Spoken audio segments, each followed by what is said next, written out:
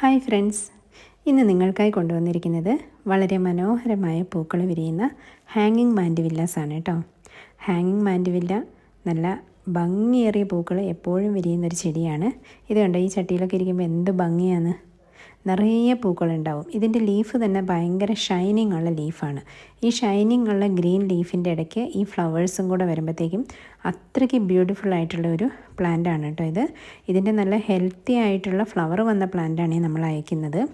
4 കളേഴ്സാണ് ഇപ്പം സ്റ്റോക്കിലുള്ളത്. ഈ ഒരു റെഡ്, അതും നല്ല ഡാർക്ക് റെഡാണ് ഇത്.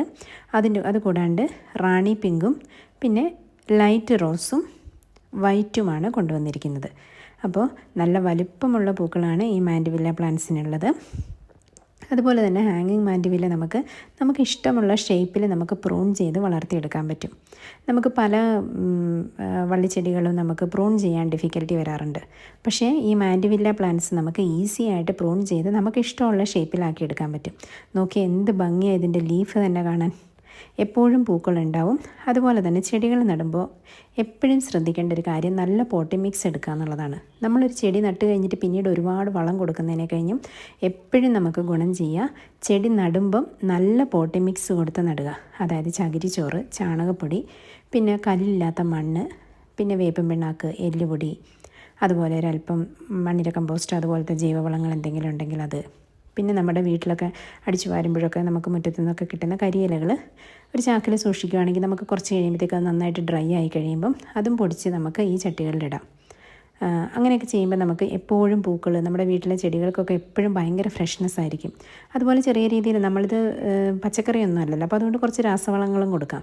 NPKയും അതുപോലെ DAP ഒക്കെ കൊടുക്കുവാണെങ്കിൽ എപ്പോഴും പൂക്കളുണ്ടാവും. അപ്പോൾ രാസവളങ്ങൾ കൊടുക്കുമ്പോൾ ചെടികളുടെ തണ്ടിൽ തട്ടാതെ ഒരല്പം മാറ്റി ഒരു 3-4 തരി ഇട്ട് കൊടുത്താൽ മതി. ചെടികൾ നന്നായിട്ട് വളരുകയും എപ്പോഴും പൂക്കളുണ്ടാവുകയും ചെയ്യും.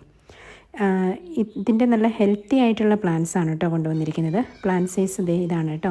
ഈ വലിപ്പത്തിലുള്ള പ്ലാന്റാണ് നിങ്ങൾക്ക് കൊറിയറായിട്ട് അയക്കുന്നത്. 1250 രൂപയ്ക്കാണ് ഈ 4 കളേഴ്സും കൂടെ നിങ്ങളിലേക്ക് എത്തിക്കുന്നത്.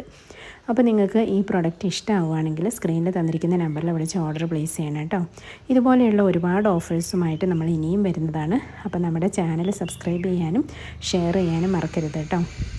അതുപോലെ തന്നെ നമ്മൾ സ്പീഡ് പോസ്റ്റായിട്ടും കൊറിയറായിട്ടും അയക്കുന്നുണ്ട്. അപ്പോൾ നിങ്ങൾ അഡ്രസ്സ് അയക്കുമ്പോൾ സ്പീഡ് പോസ്റ്റ് ആണെങ്കിൽ സ്പീഡ് പോസ്റ്റ് എന്ന് മെൻഷൻ ചെയ്യുക, കൊറിയർ ആണെങ്കിൽ കൊറിയർ എന്ന് മെൻഷൻ ചെയ്യുക.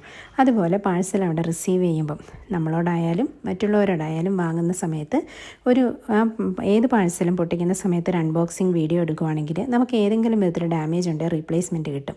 അപ്പം തീർച്ചയായും വീഡിയോ എടുക്കുക. അതുപോലെ ചാനൽ സബ്സ്ക്രൈബ് ചെയ്യാൻ മറക്കല്ലേ. Thank you for watching.